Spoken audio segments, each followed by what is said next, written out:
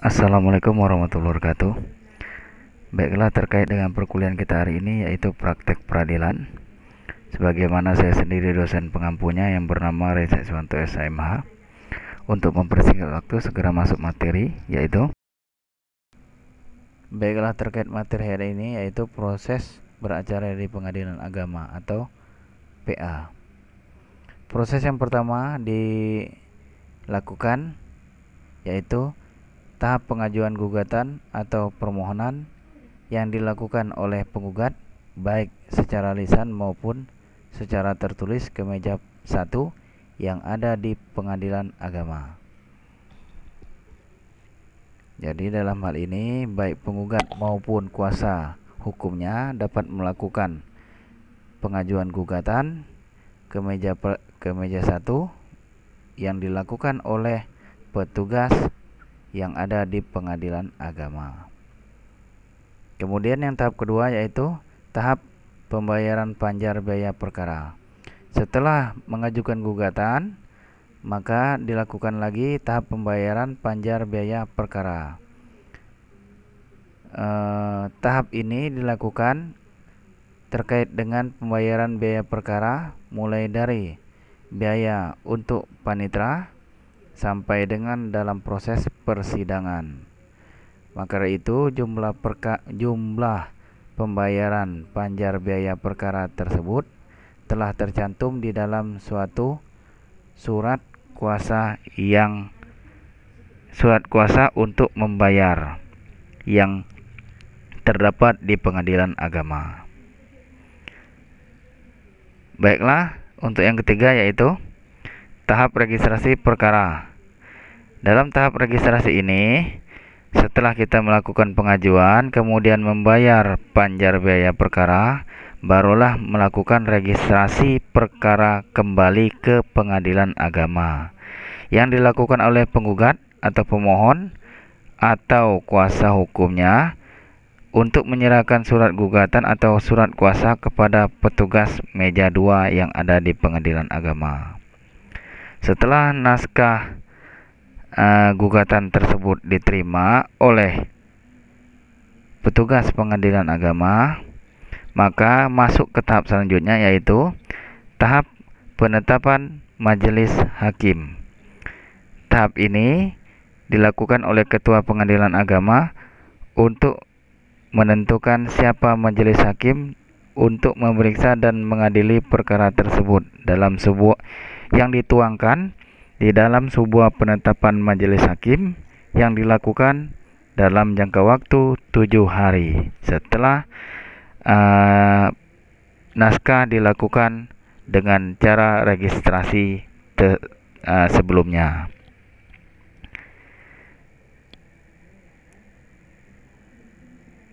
Jika majelis hakim telah ditentukan oleh ketua pengadilan agama, maka untuk tahap selanjutnya yaitu tahap penunjukan panitera sidang.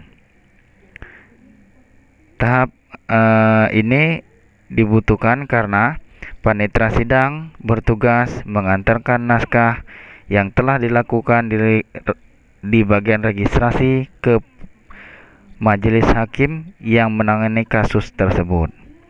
Penunjukan panitera sidang ini dibuat secara tertulis dan ditandatangani oleh panitera pengadilan itu sendiri. Yang selanjutnya yaitu setelah ditunjuk panitera, maka tahap selanjutnya yaitu tahap penetapan hari sidang.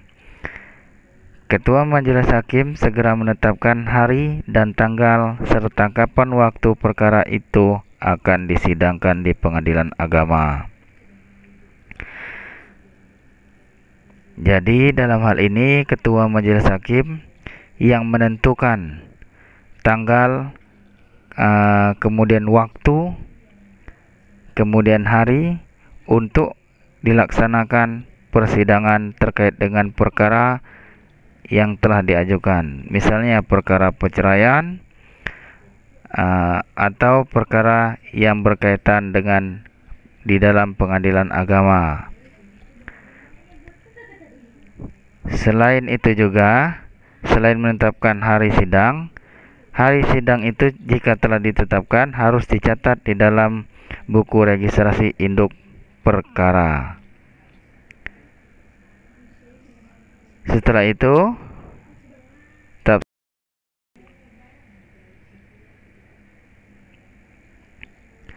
tahap pemanggilan para pihak. Nah, setelah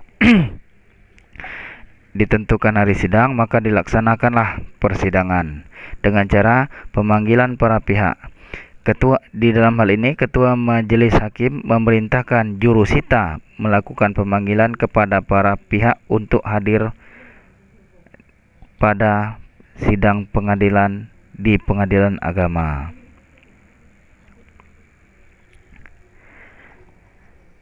Guna pemanggilan para pihak ini agar para pihak mengetahui dan mempersiapkan diri terkait dengan apa saja yang harus dipersiapkan di dalam beracara di Pengadilan Agama.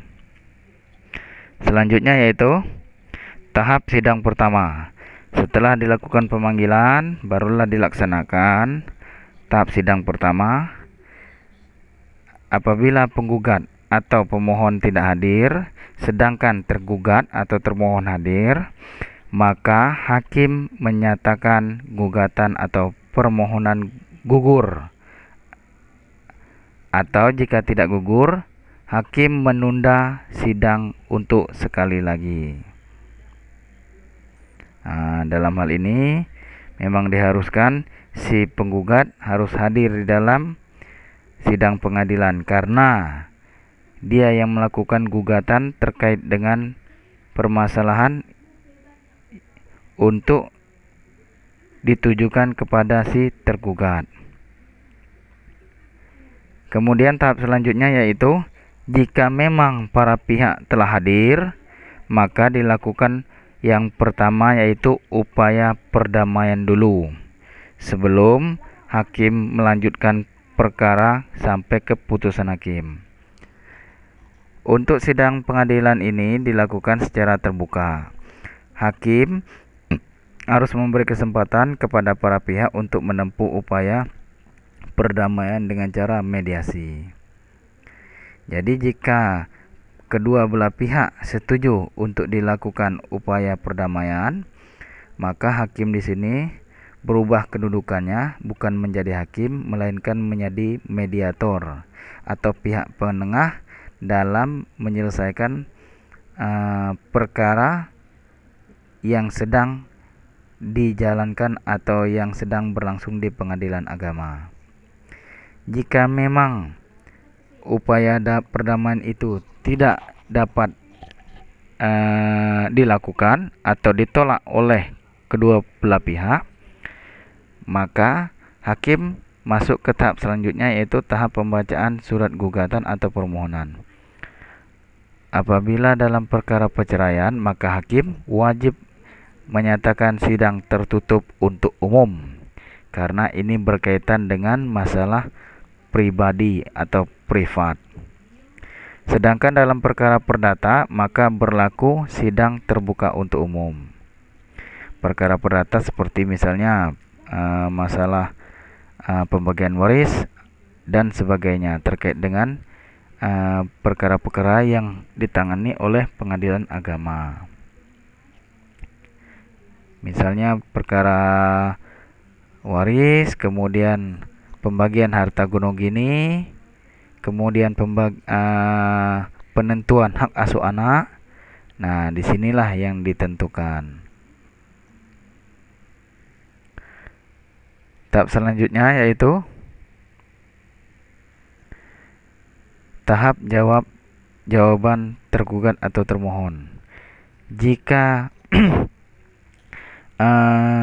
pembacaan surat gugatan tersebut telah dilakukan oleh ketua hakim, maka ketua hakim memberi kesempatan kepada tergugat untuk mengajukan jawaban baik secara lisan ataupun tertulis dalam sidang pengadilan beserta alat bukti yang telah dipersiapkan oleh si penggugat tersebut. Kemudian jika memang jawaban si penggugat atau si tergugat atau termohon tersebut telah selesai, maka majelis hakim menganalisa terkait dengan jawaban dan alat bukti yang telah diajukan oleh tergugat. Selanjutnya, jika telah selesai dijawab oleh si tergugat, maka tahap selanjutnya yaitu tahap replik atau jawaban dari si penggugat. Pihak penggugat diberi kesempatan untuk menanggapi jawaban dari tergugat terkait dengan keterangan si tergugat maupun alat bukti yang telah diajukan oleh si tergugat. Jika telah selesai tahap replik ini, maka dikembalikan lagi kepada tergugat untuk menjawab replik yang dilakukan oleh penggugat dengan cara tahap duplik tergugat. Tergugat diberi kesempatan untuk menyampaikan duplik pada proses pengadilan yang diajukan oleh si penggugat tersebut. Jadi dalam hal ini duplik ini bertujuan untuk menjawab balasan dari replik yang telah diajukan oleh penggugat di sidang pengadilan. Untuk selanjutnya, setelah terjadi replik duplik, maka tahap yang selanjutnya yaitu tahap pembuktian. Dalam hal ini pihak penggugat maupun tergugat diberi kesempatan oleh majelis hakim di dalam mengajukan alat bukti di sidang pengadilan. Jadi kedua belah pihak dipersilakan alat bukti apa saja yang diajukan terkait dengan perkara yang sedang ditangani. Selanjutnya yaitu tahap kesimpulan atau konklusi para pihak. Jadi dalam hal ini baik itu pihak penggugat maupun pihak tergugat dapat mengajukan pendapat akhir sebagai kesimpulan hasil dari pemeriksaan dalam sidang pengadilan. Mereka sendiri yang membuat kesimpulan, kemudian mereka sendiri yang mengajukan kepada majelis hakim terkait dengan kesimpulan permasalahan yang sedang ditangani di dalam persidangan tersebut.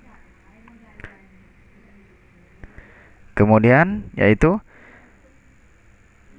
setelah kesimpulan diajukan oleh si penggugat maupun tergugat, maka hakim melakukan musyawarah majelis hakim. Musyawarah majelis hakim ini dilakukan oleh para hakim yang ada di dalam sidang pengadilan tersebut, dan musyawarah ini bersifat rahasia. Dia tidak boleh dipublikasikan atau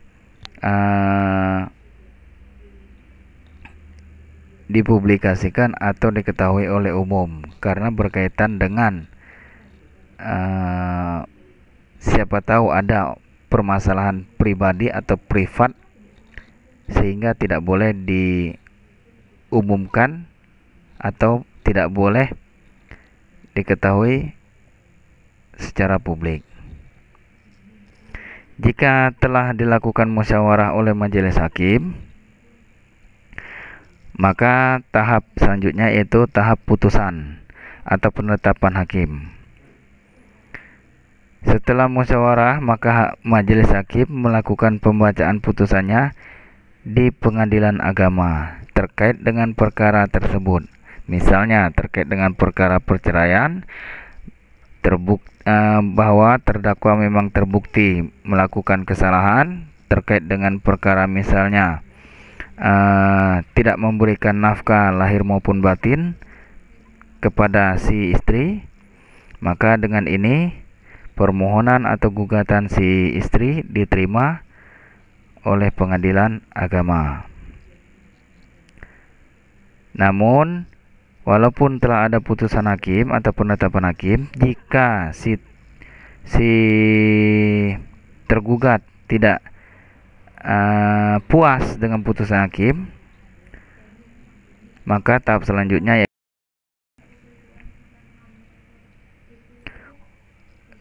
si tergugat dapat melakukan upaya hukum.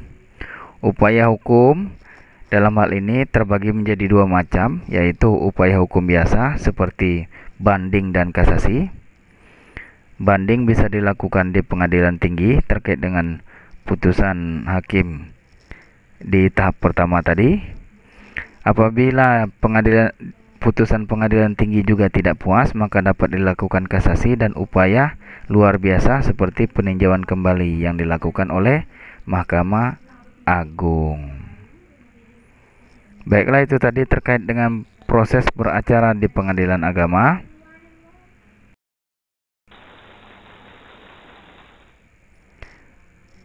Apabila ada kata-kata yang salah, saya mohon maaf. Dalam hal ini saya mengajarkan terkait dengan materi yang telah saya dapat dari beberapa rangkuman atau referensi. Terima kasih atas perhatiannya dan saya akhiri. Wassalamualaikum warahmatullahi wabarakatuh.